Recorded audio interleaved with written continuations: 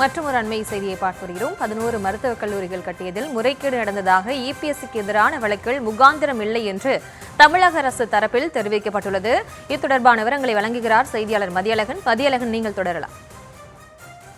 முந்தைய அதிமுக ஆட்சி காலத்தில் தமிழகத்தில் திருவள்ளூர், அரியலூர், கள்ளக்குறிச்சி, நாமக்கல், ராமநாதபுரம், திண்டுக்கல், நாகப்பட்டினம், விருதுநகர், திருப்பூர், கிருஷ்ணகிரி, நீலகிரி ஆகிய 11 மாவட்டங்களில் மருத்துவக் கல்லூரிகள் கட்டப்பட்டன. முன்னாள் முதலமைச்சர் எடப்பாடி பழனிசாமி பொதுப்பணித்துறை அமைச்சராக பதவி வகித்த காலத்தில் கட்டப்பட்ட இந்த மருத்துவக் கல்லூரிகள் தேசிய மருத்துவ ஆணையத்தின் விதிமுறைகளுக்கு உட்பட்டு கட்டப்படவில்லை என்றும், மருத்துவக் கல்லூரிகள் கட்டியதில் முறைகேடு நடைபெற்றுள்ளதாகவும், இது சம்பந்தமாக சிபிஐ விசாரணை நடத்த உத்தரவிடக் கோரி திருவாரூர் மாவட்ட நன்னிலத்தைச் சேர்ந்த விவசாயி என் ராஜசேகரன் என்பவர் சென்னை நீதிமன்றத்தில் மனு தாக்கல் செய்திருந்தார். அதில் மத்திய அரசின் 60% நிதி பங்களிப்புடன் 11 மருத்துவக் கல்லூரிகள் கட்டப்பட்டுள்ளதால் இந்த விவகாரம் குறித்து சிபிஐ உள்ளிட்ட மத்திய புலனாய்வு விசாரணை அமைப்புகள் விசாரணை செய்வதற்கு வழங்கப்பட்டிருந்த அனுமதியை திரும்ப பெற்று தமிழக அரசு அரசாணை பிறப்பித்துள்ளது.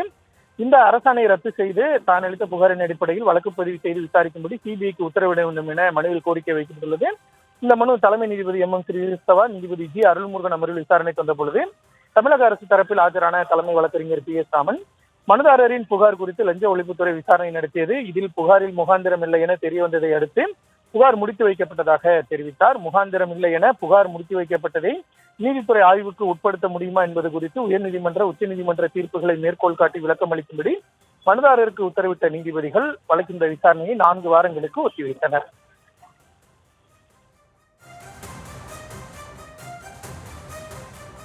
விவரங்களுக்கு நன்றி மதியழகன்.